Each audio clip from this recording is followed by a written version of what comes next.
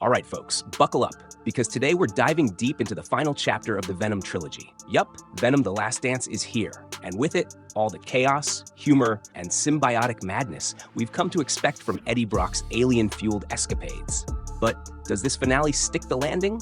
Or is it another case of style over substance? Let's find out. Released in late October 2024, Venom: The Last Dance marks the third and supposedly final installment in Sony's Venom franchise. Directed by Kelly Marcel, who took the reins from Let There Be Carnage director Andy Serkis, this film promised to up the ante with more action, a new villain in Null, played by none other than Andy Serkis himself, and the conclusion of Eddie Brock's symbiotic saga. For those of you who've been with this series from the start, you already know the drill.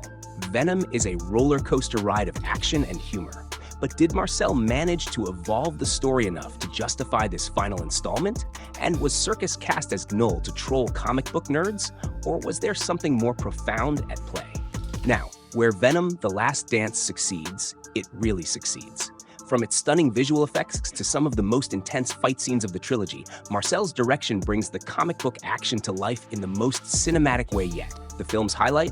The introduction of new symbiotes. This brought some much-needed variety to the action and kept things fresh, visually speaking. And you can't talk about this movie without mentioning Venom's chaotic sense of humor. Once again, Tom Hardy delivers a performance that perfectly captures the messy relationship between Eddie and his parasite, or should I say, best bud. But here's where things start to fall apart. While the film excels in action, it stumbles in storytelling. Critics have pointed out that the plot feels, well, let's just say, convoluted. You've got Eddie and Venom bouncing back from the MCU crossover, facing an underdeveloped Null, and struggling to give emotional weight to this final showdown. It's like the writers tried to fit in too much, and as a result, nothing really lands with impact. And speaking of Null, Serkis's portrayal?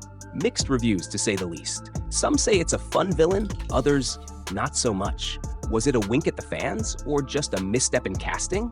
You decide. So, here's the million-dollar question. Is Venom: The Last Dance worth your time? For fans of the series, absolutely. It's a fun, chaotic ride that delivers on the spectacle and humor we've come to expect. It's the ultimate turn-your-brain-off movie experience, an action-packed popcorn flick that knows its audience. But if you were hoping for a more profound or dark exploration of Venom as a character, this isn't it.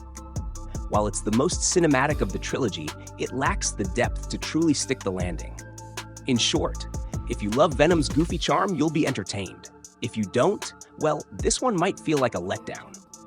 It's a good ride, but don't expect it to be remembered as a superhero masterpiece. So, what did you think of Venom: The Last Dance? Was it everything you hoped for, or did it leave you wanting more? Drop your thoughts in the comments below, and don't forget to hit that like button if you enjoyed this breakdown. And before you go, check out my review of The Substance, a mind-bending sci-fi thriller that might just make your must-watch list. Click the link on the end screen, and I'll see you over there.